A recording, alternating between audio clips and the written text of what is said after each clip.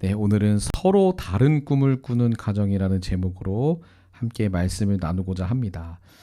여러분들은 어렸을 때 꿈이 있으셨나요? 어렸을 때 장래 희망 있으셨죠? 집사님 장래 희망 무엇이었어요? 대통령. 아, 역시 저는 경찰.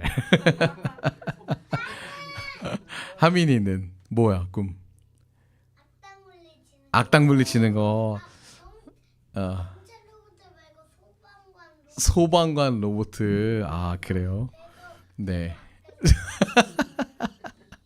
저도 경찰관 아니면 소방관 맨날 이런 거였어요. 근데 이제 왜 그러냐면 이제 남을 도와주는 삶을 제가 살고 싶었나 봐요. 그런데 우리가 너도 그랬어요. 그래요. 자, 우리가 이렇게 꿈꾸는 것 이런 것들은 사실 여러 환경과 상황의 영향을 받겠지만 가장 큰 영향은 사실 부모에게 받습니다. 부모님을 보고 부모의 삶에서 이제 소중한 가치들을 발견하고 나도 그렇게 살고 싶다라는 이제 욕구가 생겨나는 것이죠. 그래서 부모를 보고 아이들이 꿈을 꾸는데 사실은 이제 제가 아이를 낳아보니까 부모 역시도 아이들을 보면서 또다시 꿈을 꾸더라고요. 여러분들도 그러시죠? 아이들이 처음 태어났을 때 보면서 또 저렇게 정말 어렸을 때 아이들을 키워나가면서 부모도 잃어버렸던 꿈을 다시 확장시키면서 이제 대통령이 되고 싶었지만 못 됐지만 다시 아이를 보면서 내가 또 꿈꾸고 싶은 가정들, 행복한 삶을 우리가 꿈꾸기 마련입니다. 그래서 이 가족은 꿈의 출발점이다라고 말할 수 있습니다. 부모는 자녀를 보면서 이루지 못한 꿈을 다시 꾸게 되고 또 자녀는 부모의 기대 속에서 자신의 꿈을 발견하게 되는 것이죠. 그래서 가족이라는 이 공간은 서로의 꿈을 품어주고 응원해주고 또 함께 키워가는 아름다운 곳이다라고 할 수 있겠습니다. 오늘 우리가 함께 살펴볼 가정에도 꿈이 있었습니다. 그 꿈은 아버지인 야곱에게도 있었고 또 오늘 조명되는 아들인 요셉에게도 있었고 그리고 요셉의 형제들에게도 꿈이 있었습니다. 그런데 그 꿈들은 서로의 꿈을 품어주거나 응원해주지 못하고 오히려 그 가정을 아름답지 못하게 만들어갔습니다. 이 서로의 관계가 꿈 때문에 산산이 부서지는 경험을 이 야곱의 가정이 하게 됩니다. 꿈이 시작되는 가정, 그리고 아름답게 그 꿈을 펼쳐나갈 가정. 그러나 그 과정 속에서 겪게 되는 여러 가지 아픔과 깨어짐들을 우리가 함께 말씀을 통해서 살펴보기를 원합니다. 그래서 하나님께서 정말 회복할 수 없을 것만 같았던 이 가정을 어떻게 회복시키시는지를 우리가 5월 마지막 주까지 또 가정의 달이기 때문에 이 가정에 대한 주제를 가지고 함께 살펴보고자 합니다. 오늘 우리가 읽은 37장의 본문은 이렇게 시작을 합니다. 2절 상반절에 보면 한번 읽어볼까요? 시작. 야곱의 족보는 이러하니라. 요셉이 17세의 소년으로 라고 시작을 하고 있어요. 그런데 사실 야곱에게 12명의 아들이 있었는데 장남이 누구죠? 장남이 누굴까요? 르우벤이라는 아들이 장남이에요. 그러면 이 야곱의 족보가 시작되면 누구에게 그게 족보가 이어져야겠어요? 르우벤에게 이어져야 되잖아요. 그런데 오늘 본문은 11번째 아들이에요. 요셉은. 요셉이 11번째 아들인데 그에게 야곱의 족보가 이어지고 있다라고 이야기를 이어갑니다. 왜 그럴까요? 우리가 창세기에서 살펴봤듯이 이 족보를 계속 살펴보고 있는데 족보가 이제 톨레도트라고 하잖아요. 근데 이 족보가 굉장히 중요합니다. 창세기에서. 왜 중요하냐면 이 족보에는 뭐가 담겨져 있냐면 단순히 한 가문의 인물의 이름을 쭉 나열한 게 아니라 이 한 가정 속에 하나님의 뜻과 그리고 믿음의 계보가 하나님의 이야기로 펼쳐져 간다라는 선언. 이것이 족보입니다. 그래서 하나님이 펼치시는 그 스토리가 이 가정 안에 이 사람들 안에 끊어지지 않게 하겠다라는 은혜의 선언이 바로 톨레도트, 족보라고 할 수 있습니다.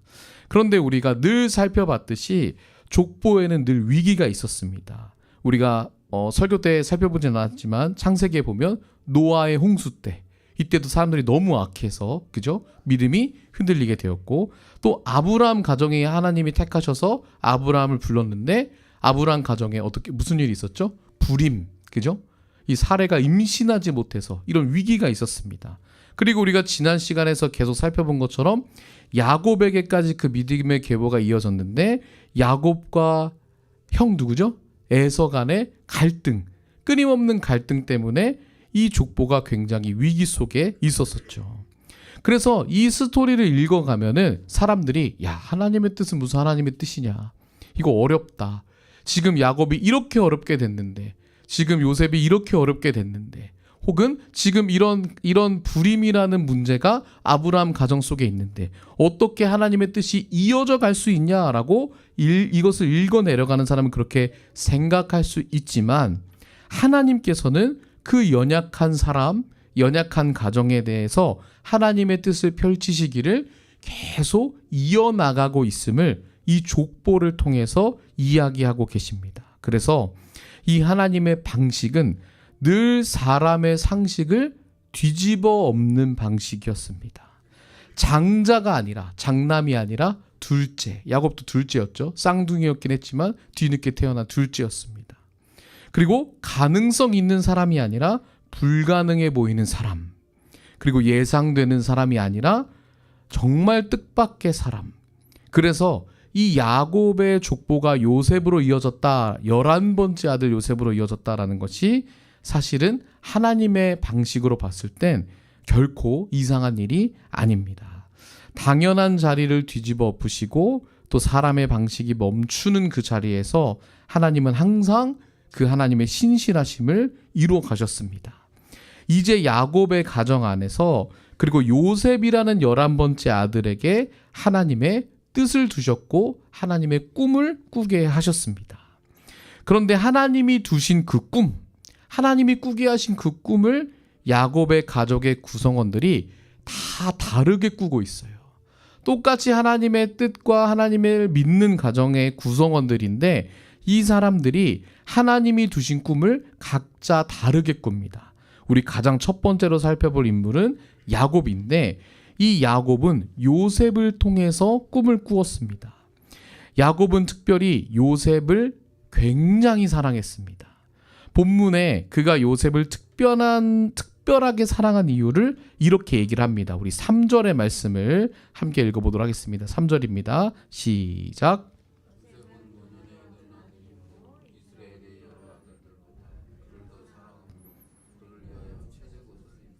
네.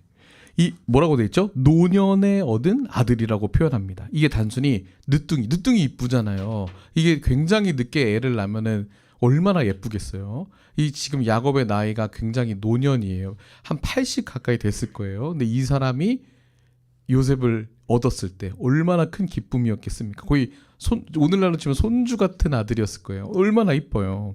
그런데 단순히 늦둥이다라고 표현하는 게 아니라 사실 야곱이 진짜 사랑했던 여인이 누구였냐면 라헬이었어요.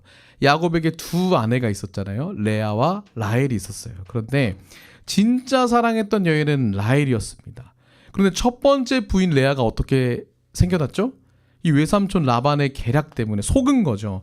어쩔 수 없이 이제 첫째 아내를 맞이했었죠. 그래서 라헬을 얻기 위해서 7년을 더 일을 합니다. 그래서 그렇게 7년을 고생해서 얻어낸 아내가 라헬이었어요. 그렇게 어렵게 이루어진 라헬과의 결혼에서 얻은 첫 번째 아들이 누구예요?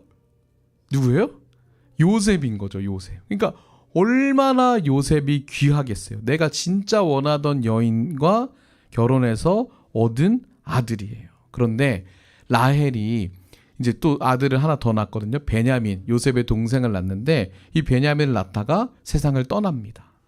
그러니까 이제 이 야곱은 요셉을 볼 때마다 무슨 꿈을 꾸냐면 라헬과 정말 행복하게 살았을 가정을 꿈꾸는 거예요.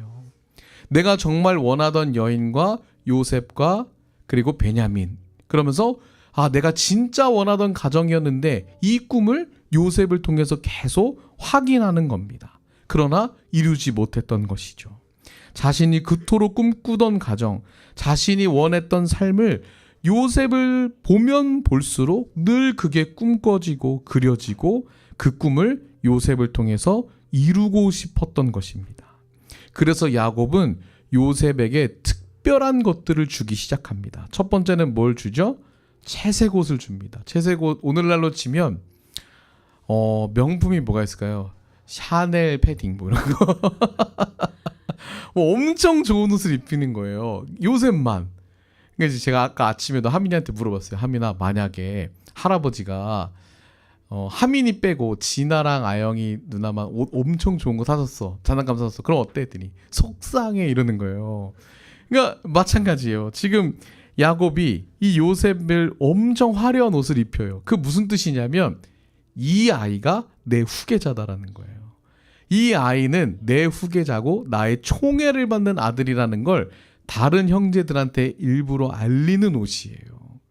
그러니까 요셉이 그 옷을 입고 다닐 때마다 형들이 힘들어했겠죠. 그러나 야곱은 그걸 아랑곳하지 않고 계속해서 야곱에게 채색 옷을 입힙니다. 그리고 요셉의 형들은 목축업을 했는데 이 양떼를 몰고 다니고 땡볕을 돌아다니면서 그렇게 고생하는데 요셉만 채색 옷 좋은 옷을 딱 입고 형들의 그 열심히 일하는 걸 보면서 뭘 하냐면 아버지한테 아버지 오늘 누구누구 형이 일을 열심히 안 하더라고요 하면서 뭐 해요? 고자질하는 거예요. 아버지 오늘은 한 5번째 형이 일을 너무 안 해요. 이렇게 열심히 예배도 안 드리고 열심히 일도 안 하는데요 하면서 이 감시자의 역할을 요셉에게 줍니다. 야곱이. 그랬던 것이죠. 그래서 결국 야곱을 보면 요셉을 건강하게 사랑한 것이 아니었음을 보게 됩니다. 정확히 말하면 요셉을 통해서 자신이 꿈꾸던 가정을 이루려 했던 욕구가 강했던 것이죠. 요셉은 야곱의 꿈을 담는 그릇이 되었던 것입니다. 첫 번째 아내 레아 말고도 이제 첩들이 있어요. 빌하와 실바의 아들들도 있는데 이 야곱의 사랑이 절실히 필요한 아들들이에요. 그들도 야곱의 몸에서 난 자들입니다. 그들도 아버지의 사랑이 필요했던 아들들입니다. 그러나 아버지 야곱의 마음은 이미 요셉을 향해 기울어져 있었고 나머지 아들들은 그의 편애로 인한 기울어진 시선으로 바깥에서 외면당해야만 했습니다. 그런데 사실 야곱이 의도한 건 아니에요. 자기도 모르게 그렇게 된 겁니다. 야곱이 의도적으로 나머지 아들들을 외면한 것은 아니었을 것입니다. 그러나 충분히 사랑받지 못한 형제들은 아무리 부모가 내가 널 사랑하지 않는 게 아니야, 똑같이 사랑해 라고 얘기해도 뭘 보면 티가 나죠? 채색 옷. 요셉이 입고 있는 채색 옷. 요셉이 하는 행동, 관리자의 역할, 이것을 준 그 부모를 보면 말하지 않아도 다 나머지 형제들은 느끼고 알기 마련입니다. 자, 두 번째로 우리가 살펴볼 인물은 주인공이죠. 요셉입니다. 요셉은 어떤 꿈을 꾸었을까요? 아버지의 편애를 받았잖아요. 엄청난 사랑을 받았습니다. 이 요셉은 아까도 말씀드렸듯이 형들의 잘못을 아버지에게 고자질하는 삶을 살아가요. 2절 하반절을 한번 읽어보겠습니다. 2절 하반절입니다. 시작.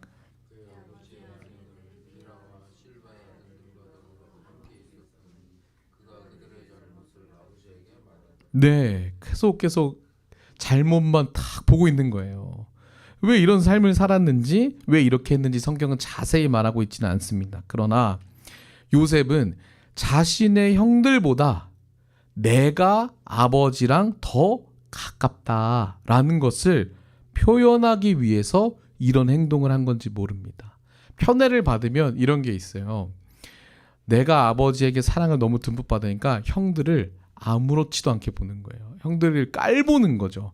나 아빠한테 이런 사랑받는 아들인데, 나 아빠한테 이런 총애를 받는 아들인데, 나 엄청 비싼 명품 입었는데, 이러면서 뭐 하는 거예요? 나머지 형제들을 자기도 모르게 무시하는 행동을 하고 있는 것입니다. 형들이 자신을 미워한다는 것을 요셉이 아마 알았을 거예요. 왜냐하면 형들이 이 편애 때문에 요셉에게 좋은 말이 안 나간다라고 성경이 기록합니다. 다정하게 얘기한 적이 없다라고 이야기를 합니다. 그러면 요셉이 17세의 소년이라고도 하지만 눈치가 있으면 뭐 해야 되죠? 눈치를 챙겨야 되잖아요. 눈치를 좀 챙겨야 되는데 그럼에도 불구하고 이 요셉은 아버지 곁에 딱 달라붙어서 늘 형들의 잘못을 전달하는 시기의 대상이 되어버립니다. 어쩌면 요셉은 가장 사랑받고 있음에도 불구하고 그 사랑을 영원히 내가 독차지하고 싶다라는 것이 꿈이었을지도 모릅니다. 그래서 형들과의 관계가 어려워져도 아버지에게 고자질하는 삶을 살아갔던 것이죠. 그리고 이제 결정적으로 요셉은 두 가지 꿈 때문에 형들에게 극대노를 사게 됩니다. 이 두 가지의 꿈을 꾸었다고 성경이 말하는데 우리 5절의 말씀도 한번 읽어보겠습니다. 5절입니다. 시작.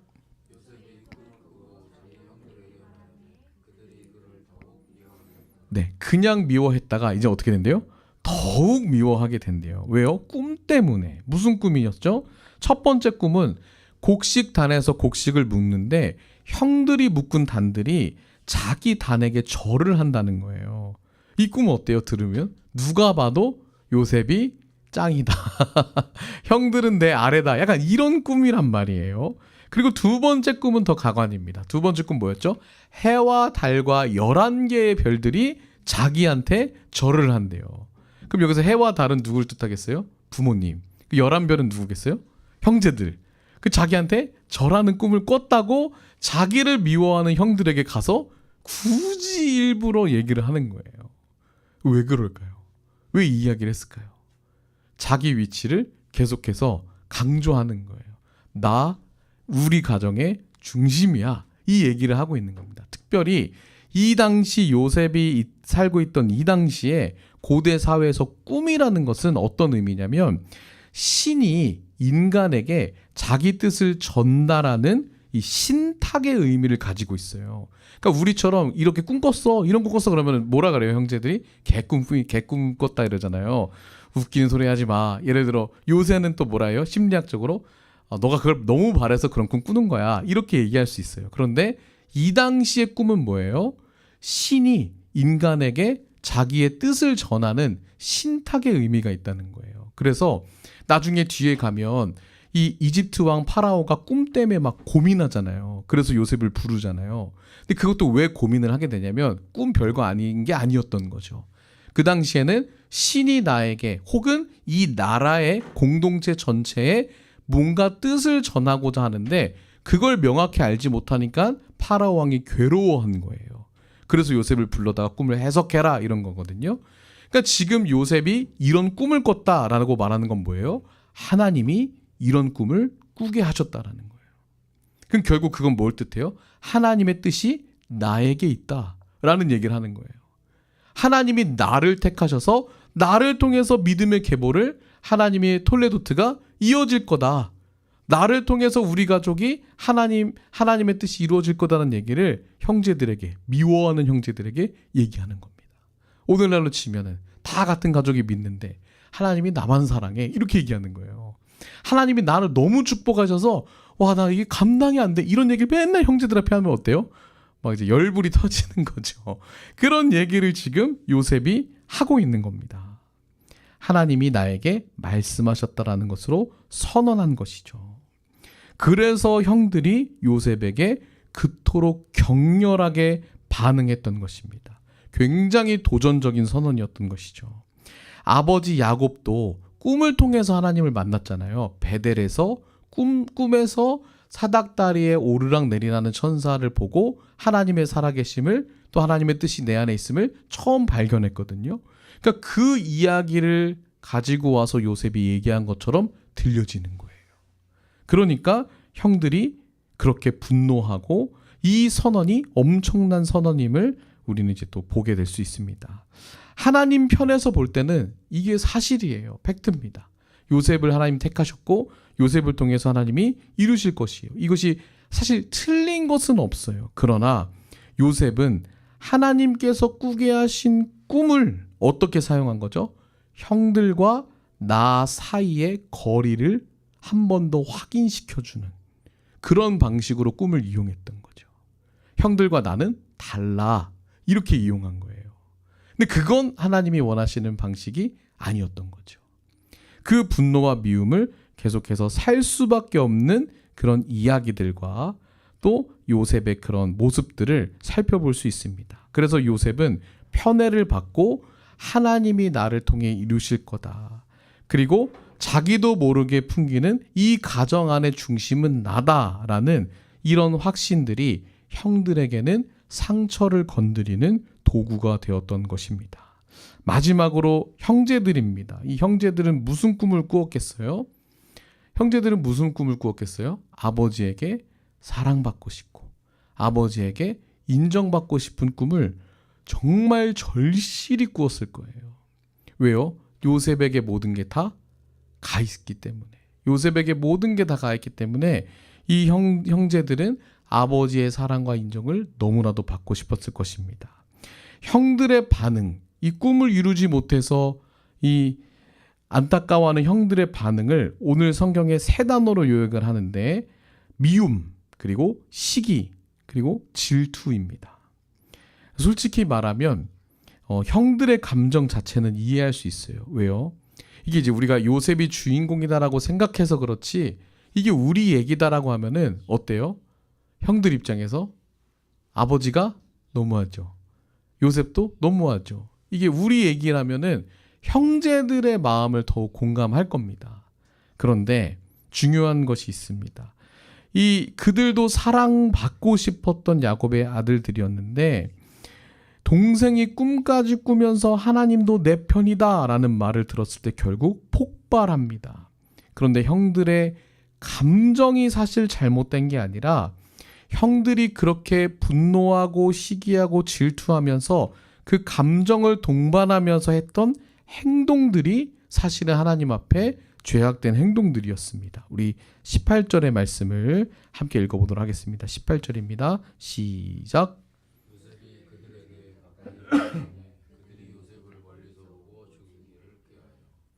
뭘 하기로 꾀했다고요? 죽이기로 꾀하였다는 거예요. 아무리 그죠? 동생이잖아요. 그래도 피부치란 말이죠. 뭐 배는 다를지라도 동생이에요. 가족인데 정말 내가 사랑받고 싶은데 그 사랑을 한 형제에게 빼앗기니까 죽이고 싶은 마음들이 다른 형제들 안에 생기기 시작합니다. 요셉이 저 멀리서 또 자기들을 감시하러 오는 것을 보면서 그들은 야, 저기 꿈쟁이가 온다. 꿈꾸는 자가 온다면서 조롱합니다. 그러면서 동생이 도착하기 전에 우리가 어떻게 하면 저 요셉을 죽일까를 모의하기 시작해요.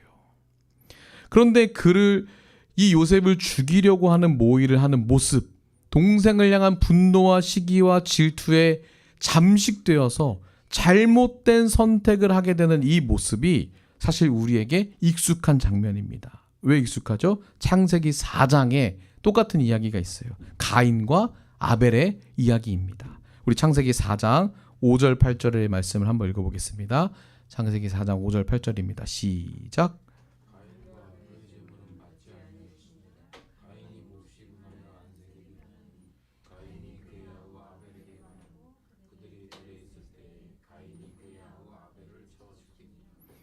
비슷한 얘기입니다. 가인이 형이죠. 아벨이 동생입니다. 가인은 하나님께서 아벨만 편애한다고 생각합니다. 왜요? 아벨의 예배를 받으셨고 자기 예배는 안 받으셨으니까. 그런데 그럴 수 있어요. 그 상황에서 화가 날 수 있고 분노가 치밀어 오를 수 있습니다. 그런데 그 분노를 다스리지 못하여서 동생 아벨을 죽이게 되는 선택을 한 거죠. 그래서 인류 최초의 살인이 그렇게 나타났습니다. 요셉의 형들도 이 가인과 같은 질문을 스스로 하고 있는 거예요. 왜 하나님이 요셉만 사랑하는가?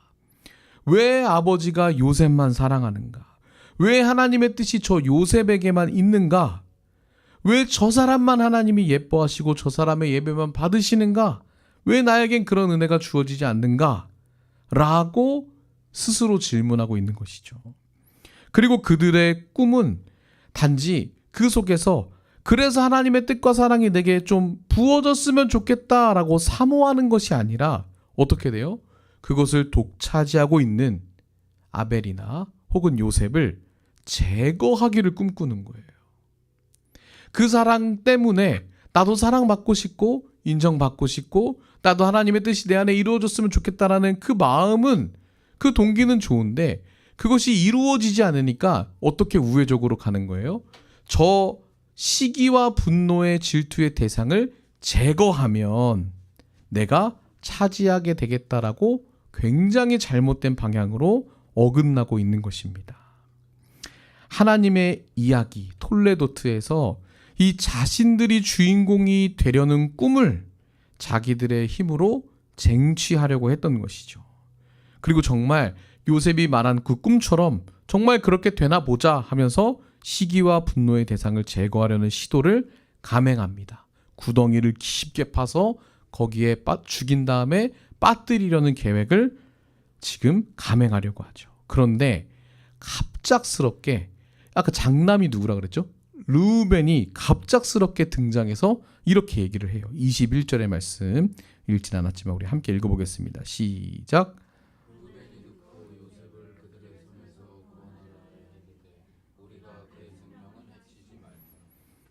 뭐라 그래요? 요셉을 갑자기 죽이지는 말자라고 얘기를 하는 거예요. 장남이. 뭔가 장남으로서 동생을 그래도 죽이면 안 된다라고 양심적으로 고백한 것 같습니다.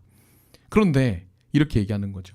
죽이지는 말고 구덩이만 파서 거기 집어는 넣자, 이렇게 얘기하는 거예요. 그게 뭐가 다를까요? 그렇죠? 뭐가 다를까요? 그러나 달라요. 뭐가 다르냐면 다른 형제들에게 죽이지 말자라고 만류를 합니다. 그리고 이 사람이 이렇게 얘기한 이유를 성경이 그 다음 절에 이렇게 기록을 하는데 22절을 한번 읽어볼게요. 22절입니다. 시작.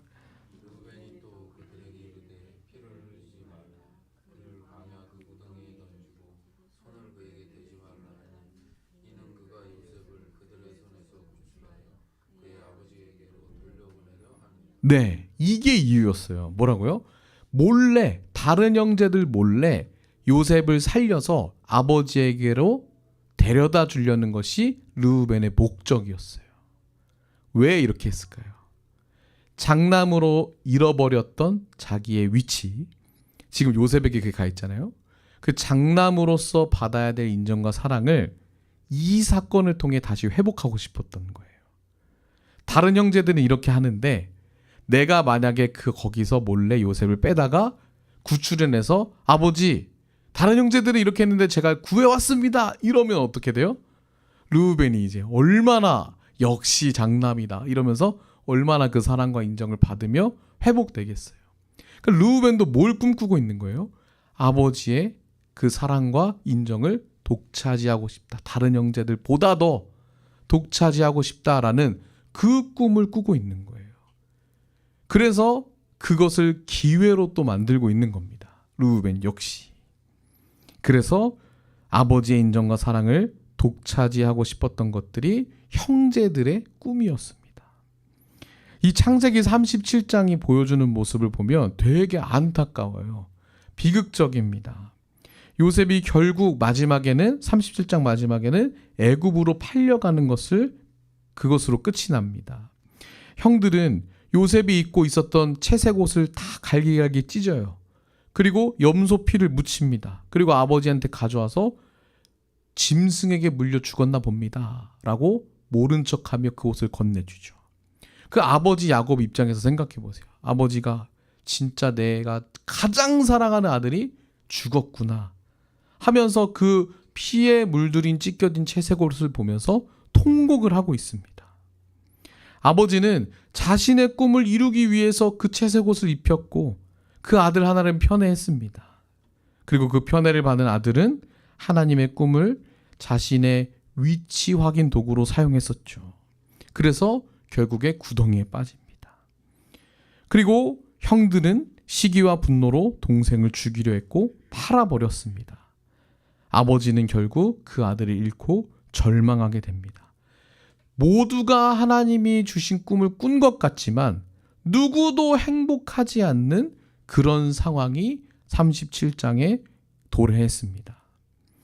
누구도 자신이 꿈꾸던 것을 얻지 못하는 상황이 지금의 상황이었습니다.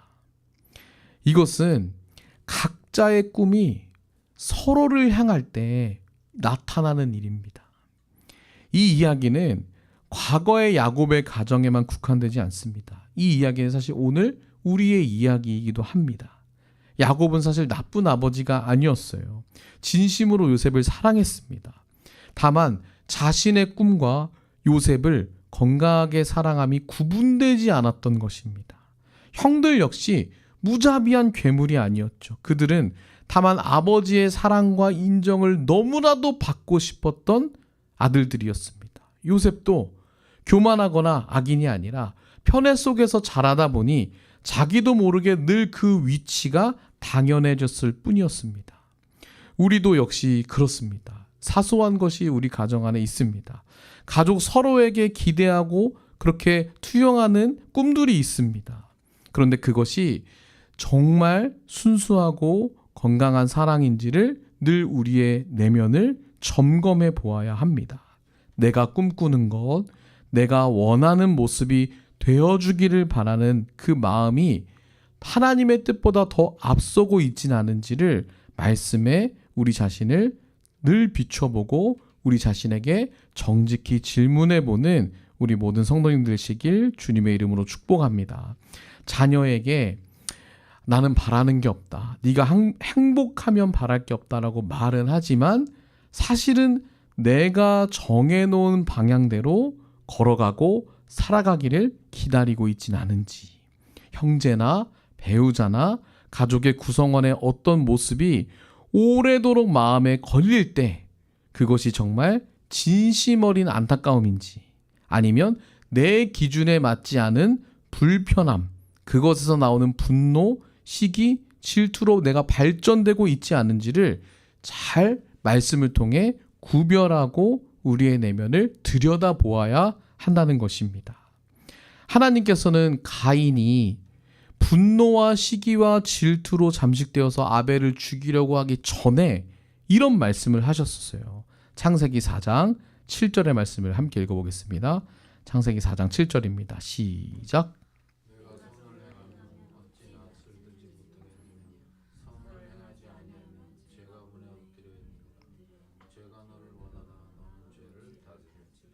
네, 뭐라고 얘기하죠? 제가 너를 원하나 너는 뭐 하래요? 죄를 다스리라 라는 거죠. 왜 이야기를 하시죠? 죄를 다스릴 수 있다는 거예요? 없다는 거예요? 있다는 거예요. 그 분노와 시기와 질투에 잠식돼서 잘못된 선택을 하지 않을 수 있다라는 겁니다. 하나님께서 분명히 그 이야기를 가인에게 하셨고, 사실은 요셉의 형들도 이 하나님의 뜻을 알았어야 했고 그 뜻에 멈춰야만 했었겠죠. 그런데 그러질 못했습니다. 우리가 꿈꾸고 기대하는 것 자체가 나쁜 것은 아닙니다. 다만 그것이 가족 구성원 서로를 향하고 누군가를 통해 이루고 싶어 한다거나 누군가 때문에 이루어지지 않는다라고 생각할 때 우리는 분노하게 되고 시기하게 되고 질투하게 되고, 그리고 그것에 잠식되다 보면 잘못된 선택을 하게 되는 것입니다. 그래서 죄를 다스려야 함을 주님은 우리에게 늘 말씀하고 계신 것입니다. 요셉의 이야기는 이 37장의 비극으로 끝나지 않습니다. 참 감사한 건 이 요셉의 이야기가 다시 새롭게 이어집니다. 39장에 이런 소망을 기록하고 있습니다. 우리 39장 2절의 말씀을 함께 읽어보겠습니다. 시작.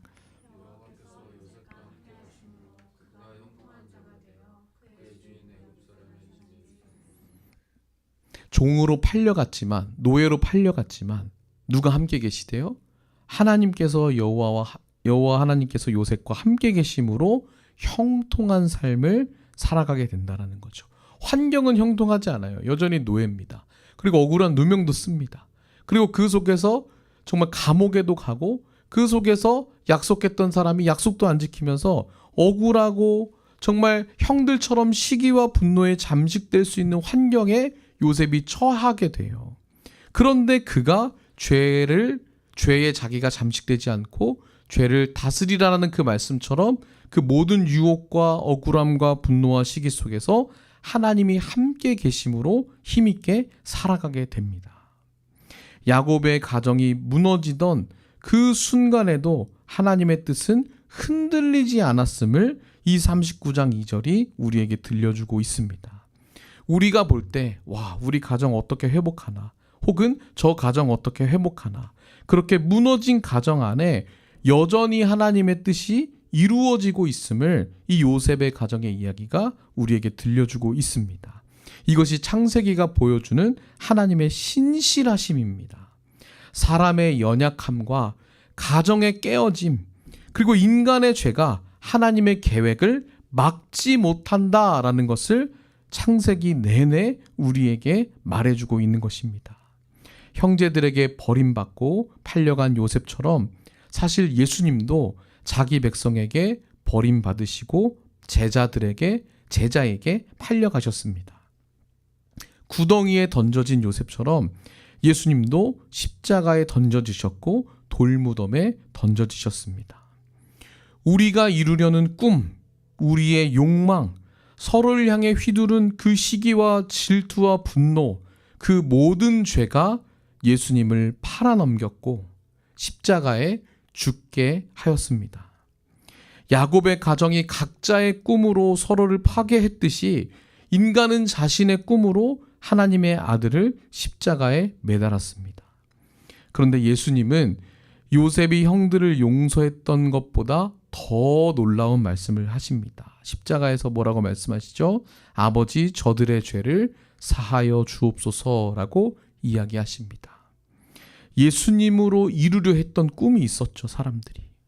이 로마를 뒤집어 엎어서 우리로 하여금 더 강대한 강국으로 만들어줄 그 유대인들의 기대, 그 무너진 꿈 때문에 유대인들이 분노해서 죽이려고 달려드는 저들을 향해서 예수님 뭐라고 얘기하세요?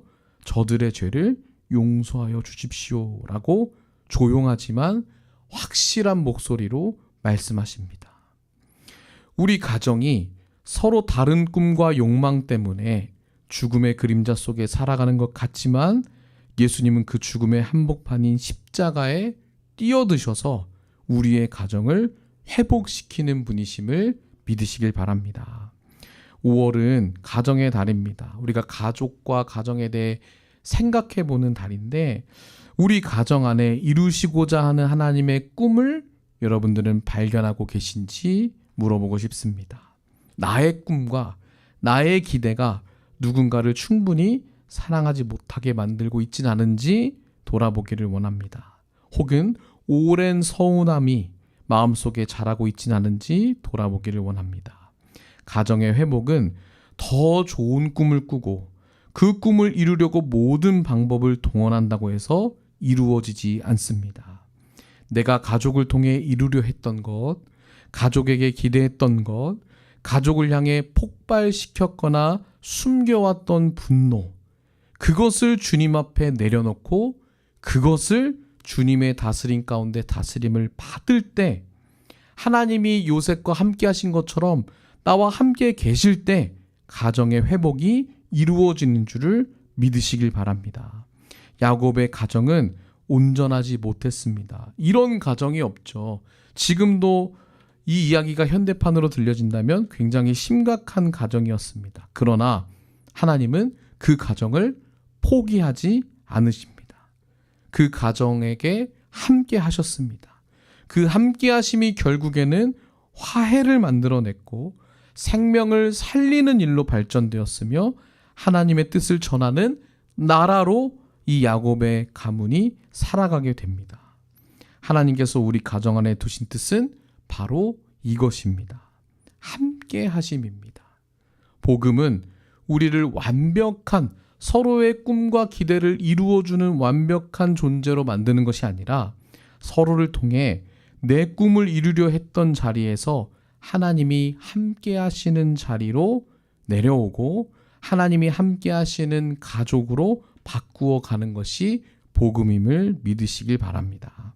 가정의 회복은 관계의 완벽함이 아니라 우리 가운데 하나님이 다시 중심이 되시는 데서 시작됨을 기억하시길 바랍니다. 그런 가정으로 회복되어져 가는 여러분들 모두가 되기를 주님의 이름으로 축복합니다.